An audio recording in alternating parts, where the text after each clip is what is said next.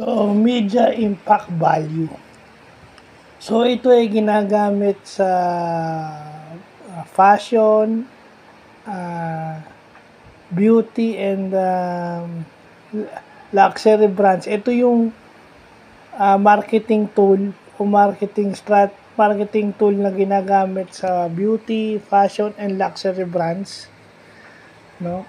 Algorithm ito, proprietary algorithm na kung saan kung ilang beses na mention yung iyong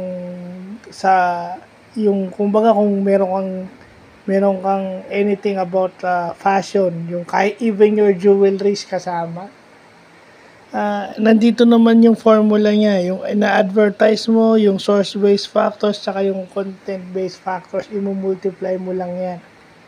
So, yan yung mga algorithm na ginagamit sa fashion, ano. Kasi fashion is also a business. Kasi paano ko nalaman yan,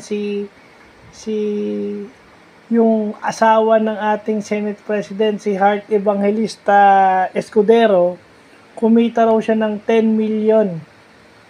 10 million out of this MIB. So, ibig sabihin, hindi lang ata dito sa Pilipinas to, ibig sabihin international. Kilala naman natin si Heart na fashion icon, hindi lang dito sa Pilipinas pati sa ibang bansa. So, na-research natin tong MIB, hindi natin alam, no? So, mabuti na't alam natin to, marketing tool pala to sa fashion.